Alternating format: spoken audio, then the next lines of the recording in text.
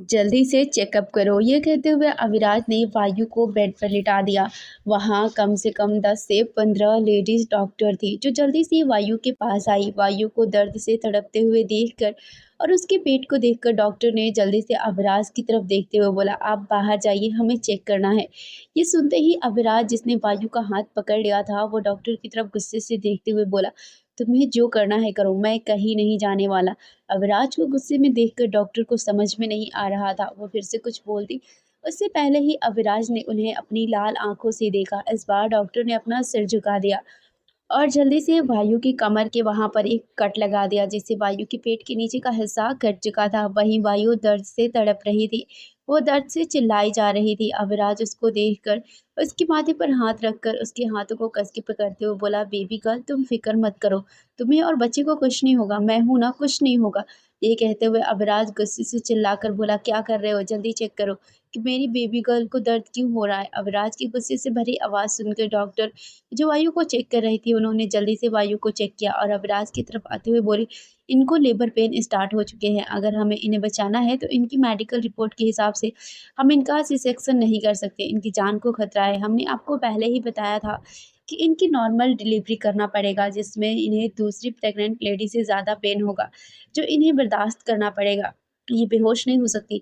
अगर ये पेन बर्दाश्त करते हुए बेहोश हो गई तो कुछ भी हो सकता है। डॉक्टर की बात सुनकर अविराज इसके हाथ खुद के हाथ काँपने लगे थे। वहीं वायु भी दर्द से तड़प रही थी। उसके हाथ के नाखून अविराज के हाथों के अंदर तक फँस रहे थे, जिससे अविराज के हाथों पर खून के निशान बन रहे थे, पर इससे अविराज को कोई फ़र्क नहीं पड़ रहा था। वायु के हाथ को सहलाते हुए बोला, कुछ नहीं होगा, तुम बहुत स्ट्रॉन्ग हो ना, तुम मेरी बेबी गर्ल हो, तुम ये कर लोगे। ये कहते हुए वो वायु के सिर पर हाथ फेर रहा था और एक हाथ से वायु के हाथ को कस के थाम रखा था। वो रोते हुए बोली, हमसे नहीं हो रहा है, हमें बहुत दर्द हो रहा है। अविराज ने उसके हाथ को कस के थामते हुए कहा, मैं हूं ना, तुम्हें कुछ नहीं होगा। वो कह ही रहा था कि डॉक्टर ने जल्दी से कहा, इन्हें लेबर पेन हो रहा है, प्लीज अब तो आप बाहर जाइए, हमें इनकी नॉर्मल डिलीवरी करनी है। वो कह ही रही थी कि इस बार अविराज ने गुस्से से उनकी तरफ देखा और अपने दांत पीसते हुए बोला, तुम्हें जो करना है करो, मैं यहाँ से कहीं नहीं जाऊंगा। अविराज की गुस्से से भरी आवाज सुनकर डॉक्टर डर से कांप उठी और वो एकदम पीछे हो गई। उसने जल्दी से एक नर्स की तरफ देखते हुए कहा, इन्हें बेहोश मत होने देना, इनके चेहरे पर पानी के छींटे तब तक मारते रहना जब तक सब सही ना हो जाए। सीनियर डॉक्टर की बात सुनकर जैसे एक नर्स आगे बोलने को हुई, तभी उसकी नज़र अविराज की आंखों से मिल गई। वो डर से चुपचाप अपनी जगह पर खड़ी रह गई। डॉक्टर ने कुछ भी नहीं कहा और अपना सिरनामे हिलाया, जिसने जल्दी से एक वायु की कमर तक क्यूबलिक पर्दा लगा दिया था और जल्दी से आकर वो वायु की नॉर्मल डिलीवरी करवाने लगी। वायु दर्द से तड़प रही थी, उसका चेहरा पूरी तरह से लाल हो चुका था और दर्द से उसकी चीख निकल रही थी। वो रोते हुए बोली, हम मर जाएंगे, बहुत दर्द हो रहा है। ये कहते हुए अपना सिर भी दाएं बाएं हिला रही थी। अविराज उसके गाल पर हाथ रखते हुए बोला, बेबी गर्ल, कुछ नहीं होगा, मैं हूं ना, बस थोड़ी देर और फिर सब ठीक हो जाएगा। ये कहते हुए वो वायु की गाल को जोर से पकड़ा हुआ था। वायु की आंखें बंद होने लगी थी। अविराज उसके गालों को दबाते हुए बोला, बेबी गर्ल, प्लीज आंखें खुली रखो, आंखें बंद मत करो। ये कहते हुए उसका खुद का दिल घबरा रहा था। उसकी नज़र बार-बार वेंटिलेटर पर वायु की हार्ट बीट पर जा रही थी, जो डाउन होती जा रही थी। वायु की सांस भी धीरे-धीरे कम होने लगी थी। वो देखकर अविराज का दिल काँपने लगा था। उसके खुद के दिल की धड़कनें लगभग बंद होने वाली थी। उसने वायु के चेहरे को अपने हाथों में थामा और आगे बोला, बेबी गर्ल, प्लीज़ आँखें खोलो, देखो तुम आँखें बंद नहीं कर सकती। वही डॉक्टर भी वायु को पुश करने के लिए कह रही थी, पर वायु की तो आँखें धीरे-धीरे बंद होती जा रही थी। उसका पूरा चेहरा पसीने से लथपथ हो चुका था। वहीं अविनाश का दिल बहुत घबरा रहा था, उसकी खुद की बॉडी काँपने लगी थी। वायु की हार्ट बीट बहुत ज़्यादा डाउन होती जा रही थी, लगभग से वायु की आँखें बंद होने वाली थी कि अविनाश ये देखकर चिल्लाते हुए बोला, बेबी गर्ल, तुम ऐसा नहीं कर सकती, तुम मेरी मोहब्बत को ऐसे बीच में नहीं छोड़ सकती, तुम मेरी रूह बन चुकी हो, तुम ऐसा नहीं कर सकती, तुम अपनी आँखें खोलो, तुम मेरी पूरी दुनिया बन चुकी हो, तुम्हारे बिना मुझे जीना गवारा नहीं है, प्लीज़ अपनी आँखें खोलो। ये कहते हुए अविनाश वायु की गालों पर थपथपा रहा था। उसके खुद के हाथ काँप रहे थे। वायु जो कुछ देर पहले तक दर्द से चिल्ला रही थी, अब उसके चिल्लाने की आवाज़ कम हो चुकी थी और आँखें बंद होते हुए अब वो बिल्कुल ही शांत हो गई थी।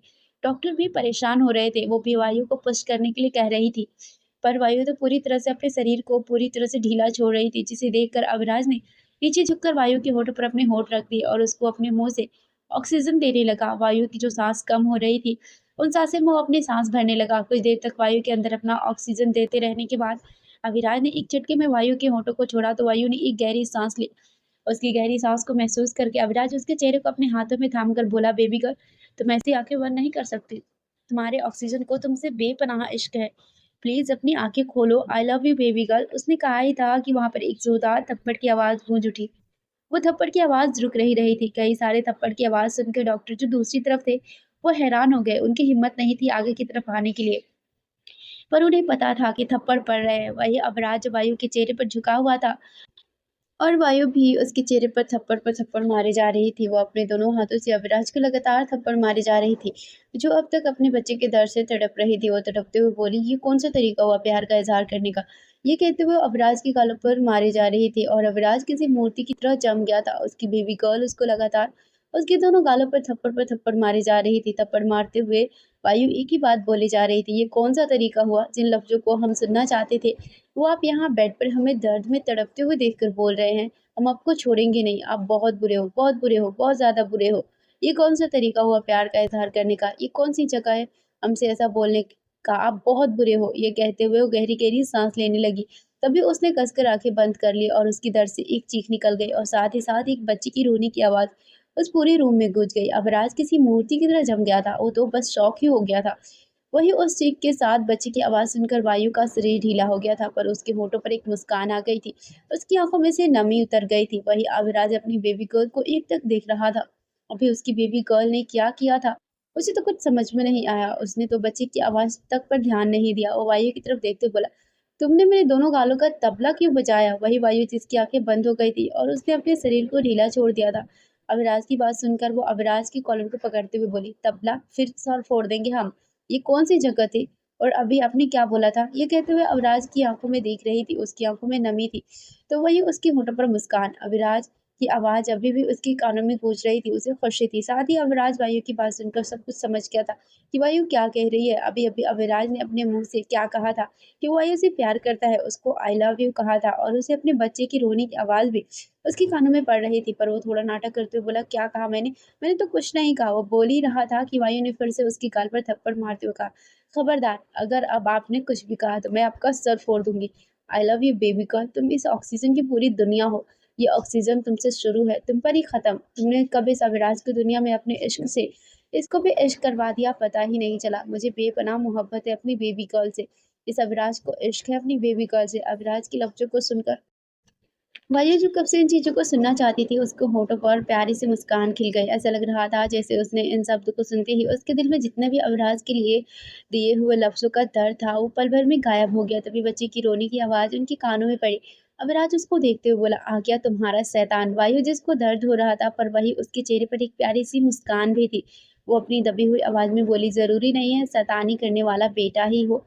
अविराज उसकी बात पर नामे गर्दन हिलाते हुए बोला, इसने आते ही अपना राज कायम कर लिया था, सबको डरा दिया था और अभी भी देखो कैसे चिल्ला चिल्ला के कैसे सिर्फ अपनी आवाज़ सुना रहा है ताकि किसी और की आवाज़ सुनाई ना दे। ये शैतानी है।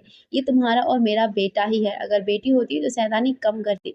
अविराज की बात सुनकर भाइयों का मुंह बन गया। वो आगे बोली, वो चाहे जो भी हो, पर आप बहुत खड़ूस हो। प्यार का इजहार किया भी तो यहाँ, जब हम मर रहे थे। वो कह रही थी कि अविराज ने उसके होठों पर अपना हाथ रखते हुए कहा, अब कुछ नहीं होगा। जो होना था वो हो गया। अब हमें सिर्फ जीना है एक दूसरे के साथ। कोई मरने की बात नहीं करेगा। मुझे तुम्हारे साथ पूरी ज़िंदगी बितानी है। मुझे अपनी बेबी गर्ल को पूरी ज़िंदगी अपनी बाहों में रखना है। तुम कुछ दिनों में ठीक हो जाओ। फिर पूरी दुनिया के सामने ये अबराज अपनी बेबी गर्ल के साथ सिर झुका के शादी करेगा। जो कभी किसी के सामने नहीं झुका, वो तुम्हारे सामने पूरी ज़िंदगी झुकेगा। अविराज के चेहरे पर मुस्कान थी, तो वही वायु की आँखों में नमी। अविराज उसकी आँखों की नमी को पोंछते हुए बोला, जिसे मैंने तोड़ा था उसे अब इतनी मजबूती से बांधूंगा कि मरते दम तक हमारा साथ नहीं छूटेगा। ये कहते उसने वायु के माथे को फिर से चूम लिया और उसके होठों पर भी किस कर ले। अविराज की वायु के होठों पर किस करते ही बच्चा और जोर से चिल्लाकर रोए जा रहा था, जिसे सुनकर अविराज की एक आईब्रो ऊपर की तरफ उठ गई। वो वायु की तरफ देखते हुए बोला, अगर इसने मेरे रोमांस में भंग डाली ना तो मैं भी इसका बाप हूँ। इसका नंबर भी आएगा तब बताऊंगा। उसकी बात सुनकर वायु का मुंह खुला का खुला रह गया। ऐसा लग रहा था जो पेन उसे इतनी देर से हो रहा था वो एक मिनट में छूमंतर हो गया हो। उसे उसकी सारी खुशियां वापस मिल गई थी। वायु अविराज को देखते हुए बोली, आप कैसी बातें कर रहे हो? वो बोल ही रही थी कि डॉक्टर ने कॉटन हटा दिया था। डॉक्टर ने वायु को अच्छे से क्लीन कर दिया था। तभी एक नर्स बच्चे को लेकर आ गई। उसने बच्चे को भी क्लीन कर दिया था। वहाँ पर खड़ी हुई डॉक्टर, नर्स हर कोई मुस्कुरा रही थी और वायु अवराज की बातों को सुन रही थी। उन्होंने थप्पड़ की आवाज़ भी सुनी थी। उन्हें यकीन नहीं हो रहा था, जिस आदमी से पूरी दुनिया डरती है, किसी की हिम्मत नहीं है उसके आगे कुछ बोल दे। ये उसको थप्पड़ मार रही थी, फिर भी वो हँस के मुस्कुरा के उस थप्पड़ को खा रहा था। नर्स बच्चे को लेकर अविराज और वायु के पास आई। अभी तक दोनों में से किसी ने अपने बच्चे का चेहरा नहीं देखा था, सिर्फ रोने की आवाज सुन रहे थे। जैसे ही बच्चा उनके पास आया, वायु ने एकदम से कहा, ऑक्सीजन। वायु की बात सुनते ही अविराज को अपने दिल में एक सुकून मिल गया। उसे उसकी माफी जो मिल गई थी, उसकी बेबी गर्ल ने उसको ऑक्सीजन कहा था। वायु अविराज की तरफ देखते हुए बोली, ऑक्सीजन हमें बैठना है। वायु जल्दी से बोली, प्लीज हमें बिठाइए ना, और आप बेबी को हमें नहीं दिखाएंगे। ये सुनकर अविराज को कुछ समझ नहीं आया। उसने आराम से वायु को बिठाया। अभी तक दोनों में से किसी ने बच्चे की तरफ नहीं देखा था। वायु ने अविराज के दोनों हाथों को अपने हाथों में थामा। अविराज उसके साथ बेड पर ही बैठा हुआ था। वायु अविराज की तरफ देखते हुए बोली, ऑक्सीजन हम दोनों आंखें बंद करते हैं। ये कहते हुए उसने अपनी आंखें बंद कर ली। अविराज ने भी कुछ नहीं कहा। वो इतना खुश था कि उसकी बेबी गर्ल उसको ऑक्सीजन बुला रही थी और उसका बच्चा भी ठीक है। उसने भी अपनी आंखें बंद कर ली। वायु आंखें बंद किए वो बोली, हमारे इश्क की निशानी हम दोनों के हाथ में रख दीजिए। ये सुनते ही अविराज के होठों की मुस्कान और लंबी हो गई। उसको उसकी प्यारी सी बेबी गर्ल जो वापस मिल गई थी, जो हमेशा से ऐसी ही बातें करती थी। वहां पर खड़ी हुई एक डॉक्टर, हर एक नर्स मुस्कुरा रहे थे। उन्होंने उस बच्चे को उनके हाथ में रखा और वहां से वो लोग चले गए। वायु ने अपने हाथ में एक छोटी सी नन्ही सी जान को महसूस करके दोनों के हाथ कांपने लगे थे। अविराज ने भी वायु के हाथों को कस के पकड़ रखा था। वायु के हाथ भी कांप रहे थे। अविराज जो सिर्फ अपनी बेबी गर्ल के लिए तड़पता है, उसकी रूह कांप उठी थी। आज एक नन्ही सी जान को लेकर भी उसके हाथ कांप रहे थे। नन्ही सी जान को अपने हाथों पर महसूस करते हुए उसके हाथ भी कांप रहे थे। आंखें बंद किए ही अविराज वायु की तरफ मुस्कुराते हुए बोला, हमारे प्यार की निशानी। ये सुनकर वायु मुस्कुराने लगे और दोनों ने अपनी आंखें एक साथ खोलकर उस बच्चे की तरफ देखा। जहां वायु की आंखों में नमी और होठों पर मुस्कान थी, वहीं अविराज की आंखें बड़ी हो गई। अविराज हैरानी से बच्चे की तरफ देख रहा था, वहीं वायु के होठों पर मुस्कान थी। वायु बच्चे की तरफ देखते हुए बोले, ऑक्सीजन हम दोनों की प्यार की निशानी। ये कहते हुए उसने अविराज की तरफ देखा, जो हैरानी से बच्चे की तरफ ही देख रहा था। ये देखकर उसकी आंखें छोटी हो गई। उसने बच्चे को पूरी तरह से अपनी गोद में लिया और अविराज की तरफ देखते हुए बोले, ये आप कैसे देख रहे हैं हमारे बच्चे को? क्या आप खुश नहीं हैं? अविराज जो बच्चे को हैरानी से देख रहा था, वो जल्दी से बोला, मैं बहुत खुश हूँ। मैं खुश क्यों नहीं होऊँगा? पर ये गलत बात है। This is not good. ये कहते उसकी नज़र वायु के होठों के नीचे तिल के ऊपर थी, जिसको देखकर उसने एक नज़र बच्ची की तरफ देखा। वायु फिर से बोली, आप क्या बोल रहे हैं? मुझे समझ में नहीं आ रहा है। आप हमारे बच्चे के लिए खुश नहीं हैं क्या? आपका चेहरा तो यही बता रहा है। ये कहते हुए अब उसकी आँखों में नमी तैर गई। क्योंकि अविराज बच्चे को हैरानी से देख रहा था। वायु की आंखों में नमी देखकर अविराज ने जल्दी से बच्चे को अपनी गोद में लिया और उसको देखते हुए बोला, बेबी गर्ल मैं बहुत खुश हूँ, पर ये मुझे अच्छा नहीं लगा। ये कहते उसने बच्चे के होठों के नीचे इशारा किया। अविराज के इशारे को देखकर वायु ने देखा तो उस बच्चे के होठ के नीचे भी तिल था। ये देखकर वायु के होठों पर मुस्कान खिल गई। वो जल्दी से बोली, ये तो हमारी तरह है। अविराज जिसकी रोने जैसी शक्ल बनी हुई थी, अविराज ने मुंह बनाते हुए मन में कहा, इसने तो मेरे कोहिनूर का थोड़ा सा हीरा चुरा लिया। ये दिल मेरे कोहिनूर जैसा ही है। ये कहते हुए अब वो भी मुस्कुराया और उसने बच्चे के माथे को चूम लिया। ये बच्चा दोनों को एकटक देख रहा था। वायु दिल को देखते हुए बोले, ऑक्सीजन फिर तो ये पक्का लड़की होगी, पर इसका चेहरा तो बिल्कुल आपकी तरह है। इस बार तो सिर्फ हमारा तिल गया है। ये कहते हुए उसकी नजर बच्चे के तिल पर ही थी। बच्चा बिल्कुल अविराज की तरफ दिख रहा था। दिखने में छोटा अविराज की तरह लग रहा था। कुछ अलग था तो उसके होठों के नीचे तिल, जो बहुत छोटा था और बहुत मुश्किल से दिखाई दे रहा था। वायु की बात सुनकर अविराज ने नामे से हिलाते हुए कहा, बेबी गर्ल तुम्हें अभी भी शक है? वायु को पता ही नहीं था अभी तक बच्चा बेबी गर्ल है या बेबी बॉय, पर चेहरे को देखकर तो बेबी बॉय लग रहा था। वायु तिल को देखकर कंफ्यूज थी, क्योंकि डॉक्टर को तो उन्होंने बताने का मौका ही नहीं दिया था। अब राज की बात सुनकर वायु ने अपना सिर हाँ में हिला दिया। वो अभी भी बहुत क्यूट लग रही थी। उसकी नज़र अपने बच्चे और अपनी ऑक्सीजन पर से हटी नहीं रही थी। उसके चेहरे की स्माइल बहुत लंबी थी। ये देखकर बच्चा जो टॉवल में लिपटा हुआ था, अविराज ने उसका टॉवल हटा दिया और वायु की तरफ देखते हुए बोला, बेबी क्या अब भी और कुछ बताने की ज़रूरत है? तुम्हारा बेटा ही है शैतान, आते ही सब चीज़ों पर अपना हुक्म चलाने लगा है, मेरी कोहिनूर पर भी। ये कहते उसकी नज़र उस तल पर थी। छोटे शैतान, तुम मेरी बेबी गर्ल की कोहिनूर लेकर आए तो आए, बट मेरी बेबी गर्ल से दूर रहना। तुम्हें ज़्यादा इजाज़त नहीं है उसके पास रहने की। तुम जल्दी से बड़े हो जाओ, फिर तुम अपने लिए कोई और ढूंढ लेना। और कह ही रहा था कि बच्चा रोने लगा। बच्चे की रोने की आवाज़ सुनकर वायु ने जल्दी से उसको अपनी गोद में लिया। वायु की गोद में लेते ही बच्चा एकदम से चुप हो गया। ये देखकर अबराज की आंखें छोटी हो गई। वो मन ही मन बोला, पहले मेरा कोहिनूर चुरा लिया और अब हरकतें मेरी तरफ कार्बन कॉपी लग रही है। सब पर अपना राज अभी से चलाने लगा है, पर मेरी बेबी गर्ल पर तेरा राज बिल्कुल भी नहीं चलेगा। तू थोड़ा बड़ा हो जा, फिर बताता हूँ, ऐसा कहते हुए मुस्कुरा भी रहा था और उस बच्चे को देख भी रहा था। उनकी छोटी-सी फैमिली कंप्लीट हो चुकी थी। वायु ने बच्चे को अपने सीने से लगा लिया। उसको गले लगाते ही उसकी आँखों में नमी आ गई थी। वायु ने कभी नहीं सोचा था कि वो बच पाएगी और अपने बच्चे को सीने से लगा पाएगी। वो अविराज की तरफ देखते हुए बोले, ऑक्सीजन, हमने कभी नहीं सोचा था कि हम कभी अपने बच्चे को अपने सीने से लगा पाएँगे। जब से हमें अपनी रिपोर्ट के बारे में वो कह ही रही थी कि अविराज ने उसके होठों पर अपनी उँगली रख दी और थोड़े गुस्से से बोला, बेबी गर्ल, अगर तुमने एक शब्द अपने मुँह से कुछ ऐसा-वैसा निकाला ना, तो आई प्रॉमिस मैं तुम्हारे साथ इसी हालत में शुरू हो जाऊँगा और तुम्हें बोलने का मौका तक नहीं दूँगा।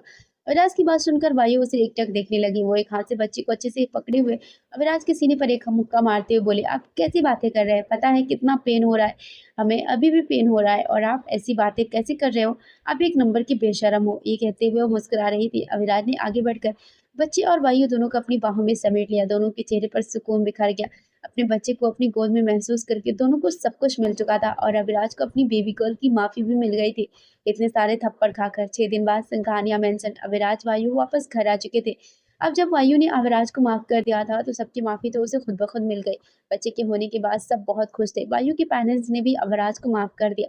जब उनकी बेटी के चेहरे की स्माइल वापस आ गई और उनकी बेटी खुश है, तो एक माँ-बाप को और क्या चाहिए? उन्हें तो बस अपनी बेटी की खुशियाँ चाहिए। उन्होंने भी अविराज को माफ़ कर दिया था। पूरे सिंघानिया मेंशन को किसी दुल्हन की तरह सजाया गया था और बीचों-बीच पंडित जी अग्निकुंड के सामने बैठे हुए नामकरण की तैयारियाँ कर रहे थे। वहीं प्रकाश जी, सुनैना जी और सुनीता जी सोफे पर बैठे हुए आपस में बात कर रहे थे। पर उनका चेहरा उतरा हुआ था। सबकी नज़र विराज की तरफ थी, जिसने बच्चे को ले रखा था और किसी को देने का नाम ही नहीं ले रहा था। बच्चे को माँगने पर विराज बस 5 मिनट बोलकर पूरा आधा घंटा लगा रहा था, पर किसी को बच्चा नहीं दे रहा था। सुनीता जी अब विराज की तरफ अपनी आँखें छोटी करते हुए बोली, विराज, अब तो हमारा चिराग हमें दे दो, हमारा छोटा अविराज, हमें भी तो उसके साथ खेलना है। ये सुनकर विराज जल्दी से बोला, बस 5 मिनट और मैं इससे बहुत ज़रूरी बातें कर रहा हूँ। ये सुनकर तीनों ने अपना सरनामे में हिला दिया। विराज पूरे 2 घंटे से बस यही 5 मिनट कह रहा था। सुनीता जी अब अपनी जगह से उठी और विराज के पास आकर बच्चे को अपनी गोद में लेते हुए बोली, तुम्हारे 5 मिनट के चक्कर में पूरे 2 घंटे हो चुके हैं, हमें भी अपने चिराग को खिलाने दो। ये कहते वो भी सोफे पर बैठ गई। सुनीता जी बच्चे को लेकर सोफे पर बैठ गए। जहाँ प्रकाश जी, सुनैना जी बैठे हुए थे, वो भी अब बच्चे के साथ खेलने लगे। वहीं ऊपर वायु और अविराज की रूम में वायु जो पूरी तरह से तैयार हो चुकी थी, वो आईने के सामने खड़े थे। उसने येलो कलर की साड़ी पहनी हुई थी। येलो कलर की साड़ी में सोने और हीरे से जड़ी बॉर्डर बहुत खूबसूरत से डिज़ाइन किया गया था। वायु उस साड़ी में बहुत प्यारी लग रही थी। उसने कान में झुमके पहने हुए थे, जो उसकी गर्दन तक टच हो रहे थे और उसकी आँखें बंद थीं। अविराज उसकी पीठ पर झुका हुआ था। वायु, जिसने अविराज से हेल्प ली थी डोरी बँधवाने के लिए, पर अब उसे अपनी हेल्प अपने ऊपर ही भारी महसूस हो रही थी। उसने कस के अपनी आँखें बंद की हुई थी और अपने हाथों की मुट्ठी में अपनी साड़ी को पकड़ा हुआ था। वो गहरी-गहरी साँसें ले रही थी। वहीं अविराज उसकी पीठ पर अपने होठों को चला रहा था, जिसे वायु आह भरने लगी थी। अविराज जहाँ अपने दोनों हाथों से उसकी डोरी बाँध रहा था, वहीं उसकी पीठ पर झुके अपने होठों को भी चला रहा था। अपने होठों से वायु की पीठ को चूम रहा था, जिससे वायु की पूरी बॉडी के रोंगटे खड़े हो रहे थे। वो सिसकते हुए बोली, ऑक्सीजन, क्या कर रहे हैं आप? हमें नीचे जाना है। वो कह रही थी कि उसे अविराज के होंठ अपनी गर्दन पर महसूस हुए। अविराज ने उसकी स्किन को अपने होठों के नीचे दबाकर हल्का-हल्का चलाने लगा था, जिससे वायु की बॉडी भी मचलने लगी थी और उसकी कमर अंगड़ाई ले रही थी। वो अविराज की तरफ घूम गई और उसके हाथ अविराज के सीने पर आ गए। वायु, जिसकी आँखें बंद थी, उसने अपनी आँखें खोलकर अविराज की तरफ देखा, जो उसकी ही तरफ देख रहा था। वायु उसकी आँखों में देखते बोली, ऑक्सीजन, मत करिए ना, हमें अभी नीचे जाना है। आप तो जानते हैं अभी आप ऐसा कुछ नहीं कर सकते, जब तक हम पूरी तरह से ठीक नहीं हो जाते। आप बार-बार ऐसे परेशान करके हमारा कंट्रोल क्यों लूज़ करते हैं? वायु की बात सुनकर अविराज उसे इंटेंस नज़रों से देख रहा था। उसे नीचे झुककर अपने कोहिनूर को अपने होठों से चूम लिया। ये देखकर वायु अविराज से बोली, ऑक्सीजन, आप हमारे होठों के नीचे क्यों चूमते हैं?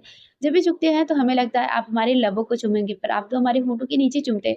वायु की बात सुनकर अविराज ने हल्का-सा उसके होठों को अपने होठों के बीच में दबाकर उसको हल्का-सा चूमते हुए बोला, वो तुम नहीं समझोगी, बाद में समझाऊँगा। अभी चलो, वरना फिर तुम्हें दोबारा से साड़ी पहननी पड़ जाएगी, क्योंकि बेबी गर्ल, मेरा हाथ तुम्हारी साड़ी के पल्लू तक जा रहा है। ये कहते हुए अविराज उसकी कमर पर सहला रहा था और उसका हाथ वायु की कमर से लेकर उसके पल्लू तक सच में जा रहा था। वायु ने जल्दी से कहा, नहीं, हमें नीचे जाना है, आपका कोई भरोसा नहीं। ये कहते हुए अपने कदम आगे बढ़ाने लगी। अविराज ने उसको एक झटके में गोद में उठा लिया। अविराज ने भी एक व्हाइट कलर का कुर्ता पजामा पहना हुआ था। अविराज की गोद में उठाते ही वायु के दोनों हाथ उसके कंधे पर आ गए। वो मुस्कुराते हुए अविराज की तरफ देखने लगी थी। अभी सिर्फ 6 दिन ही हुए थे, इसीलिए वायु अभी पूरी तरह से रिकवर नहीं हुई थी। अविराज उसको अभी भी अपने पैरों पर चलने नहीं दे रहा था। वायु को कदम बढ़ाने से पहले अपनी गोद में उठा लेता था। इन दिनों अविराज ऑफिस भी नहीं जा रहा था। वो पूरे समय बस अपनी बेबी गर्ल के आसपास ही रहता था, जिससे वायु को सुकून मिलता था। पर वो इस बार चिढ़ी हुई थी। अविराज वायु को नीचे लेकर आए। वो वायु को लेकर आया तो सब लोगों की नज़र उन पर ही टिक गई। सब लोगों की नज़र अपने ऊपर महसूस करके वायु का चेहरा शर्म से लाल हो गया। वो धीरे से बोली, ऑक्सीजन हमें उतार दो, सब देख रहे हैं। अविराज शरारती नज़रों से देखते हुए बोला, अभी तो सिर्फ गोद में लिया है, तुम कहो तो तुम्हें सबके सामने किस भी कर दूंगा, फिर कोई नहीं देखेगा, सब अपना चेहरा घुमा लेंगे। बोलो तो शुरू करूं? अविराज की बात सुनकर वायु फिर से उसकी तरफ मुंह खोलकर देखने लगी। उसका ऑक्सीजन कहीं भी उसको नहीं छोड़ता था। वो जल्दी से बोली, अब हमारे अंदर ऑक्सीजन सही चल रहा है, अभी हमें ऑक्सीजन नहीं चाहिए, अभी आप हमें नीचे उतारिए। वहीं उन दोनों को देखकर वहां पर जो लोग खड़े थे उन सबके चेहरे पर मुस्कान थी। वही सुनीता जी अपने बेटे के लिए बहुत खुश थी, और बेटी जैसी बहू के लिए भी, कि दोनों के बीच सब कुछ ठीक हो गया। सुनैना जी और प्रकाश जी बहुत खुश थे। उनकी आंखों में हल्की सी नमी थी, पर चेहरे पर सुकून के साथ मुस्कान। अविराज वायु को हवन कुंड के पास लाया और वहां पर बिठाते हुए बोला, आप यहाँ से उठना मत, ये ना कि उठकर सबसे मिलने चले जाओ, तुम्हें जहां भी जाना हो बता देना, मैं तुम्हें गोद में उठाकर लेकर जाऊंगा। अविराज की बात सुनकर वायु चुपचाप से बैठने लगी और वो अपने पापा की तरफ देखने लगी। उसके पापा वायु की तरफ देखते हुए उसके पास आए और उसके सिर पर हाथ फेरते हुए बोले, तुम ठीक हो ना? वायु ने मुस्कुराते हुए अपना सिर हाँ में हिला दिया। तभी पंडित जी वायु की तरफ देखते बोले, बेटा तुम्हारी मांग क्यों खाली है और तुम्हारा मंगलसूत्र? बच्चे के नामकरण की पूजा में जब भी हस्बैंड के साथ बैठते हैं तो शादीशुदा लड़की का कभी भी मांग और गला सूना नहीं होना चाहिए। पंडित जी की बात सुनकर वायु की आंखों में नमी थी। वही अविराज का चेहरा इमोशनलेस था। सबका चेहरा उतर गया था। सबको पता था वायु सिंदूर क्यों नहीं लगाती है और मंगलसूत्र क्यों नहीं पहनती थी, क्योंकि अविराज ने खुद ही हटाया था ये सब कुछ। और जब तक वो आपस वायु को ये हक नहीं देता वो कैसे लगाती? पंडित जी की बात सुनकर सुनीता जी कुछ बोलती, तभी वो एकदम से चुप हो गई। वायु की आंखें कसकर बंद हो गई थी। अविराज ने वही पूजा की थाल में से एक चुटकी सिंदूर उठाकर वायु की मांग में भर दिया था। अविराज वायु का चेहरा अपने हाथों में थामते हुए बोला, बेबी गर्ल, मैंने तुमसे प्रॉमिस किया है ना कि जो हक मैंने तुमसे छीना है, या जो शायद मैंने तुम्हें ठीक से दिया भी नहीं था, जिस नफ़रत में मैं कब से जल रहा था, उसे तो मैंने बहुत पहले ही ख़त्म कर दिया। मुझे किसी रिश्ते की ज़रूरत नहीं है अपना प्यार जताने के लिए, और तुम्हारा हक मेरी हर एक रूह पर, मेरी हर एक सांस पर। और मुझे पता है मेरी बेबी गर्ल इन सबको बहुत मानती है, उसके लिए ये चीज़ बहुत मायने रखती है, और जो चीज़ मेरे इश्क के लिए मायने रखे उसके मायने मेरी नज़रों में ना हो, ऐसा हो ही नहीं सकता। जिसे मैंने मिटाया था उसे मैंने फिर से तुम्हारी मांग सजा दिया है, और बहुत जल्द पूरी दुनिया के सामने इसे पूरी रीति रिवाज से करूंगा। ये कहते हुए उसने वायु के माथे को प्यार से चूम लिया। वहां खड़े हर किसी के चेहरे पर मुस्कान तैर रही थी। वायु के चेहरे पर भी मुस्कान थी। उसे भी ऑक्सीजन के साथ रहने के लिए या उसके प्यार को महसूस करने के लिए किसी चीज़ की ज़रूरत नहीं थी, पर जिस बंधन को उसने दिल से निभाया था उसे अभी भी चाहिए था, जो अविनाश उसको बहुत जल्दी देने वाला था। जैसे ही वायु ठीक होती तब उससे शादी करने वाला था, क्योंकि अभी वायु ज़्यादातर दर्द में रहती थी। वहीं बैठे हुए पंडित जी नामकरण की विधि कर रहे थे। सब कुछ करने के बाद पंडित जी अविराज की तरफ देखते हुए बोले, बच्चे की बुआ है क्या? ये सुनकर अविराज ने अपना सिर ना में हिला दिया। पंडित जी आगे बोले, अगर नहीं है तो आप बच्चे को गोद में ले लीजिए और बच्चे का नाम उसके कान में बोलिए। छोटा ही सही, पर उसकी वो काली आंखें बिल्कुल अविराज की तरह थी। उसके होंठ, उसकी नाक, सब कुछ अविराज की तरह थे। वायु का कुछ था तो बस कोहिनूर का हीरा, जो उसने थोड़ा सा चुरा लिया था। अविराज ने नीचे झुककर अपने बच्चे को माथे को चूमते हुए बोला, इसका नाम कान में नहीं बोला जाएगा, इसका नाम, ये अपना नाम खुद बनाएगा, जो आसमान को भी छुएगा।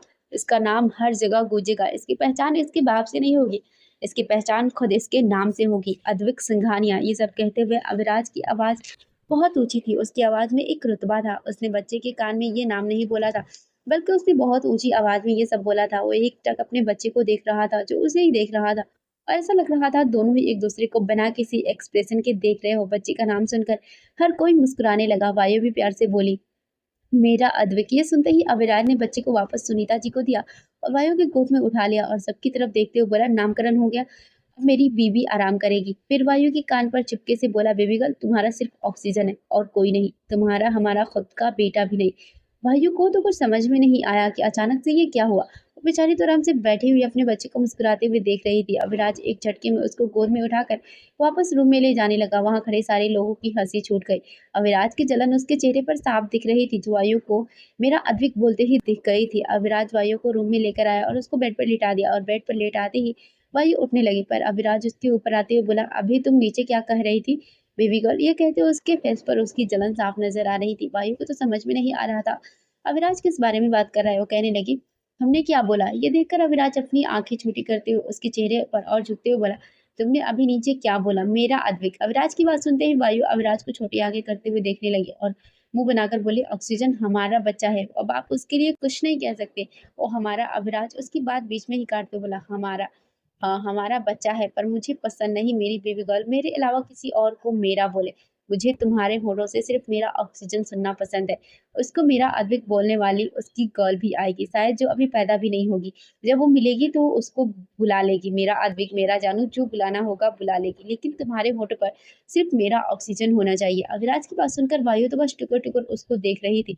उसका ऑक्सीजन उसके बच्चे से भी जल रहा था। वो मुंह बनाकर बोली, हमें नहीं चाहिए। उसने इतना ही कहा था कि अविराज ने उसको होठों पर अपने होठ रख दिया और उसके होठों को चूमने लगा। उसने वायु को किस करते हुए वायु का पल्लू उसकी कंधी से हटा दिया था। वही वायु के हाथ भी अविराज के सीने पर और उसके बालों पर चलने लगे थे। अविराज कभी वायु के अपर लिप्स को अपने होठों में दबाता और उसे चूमता, तो कभी लोअर लिप्स को। वायु भी उसको रिस्पॉन्स दे रही थी, वो भी अविराज के होठों को बड़ी शिद्दत से चूम रही थी। उसके हाथ भी अविराज के बालों पर चल रहे थे, वही अविराज के हाथ भी वायु के बदन को सहलाने लगे थे।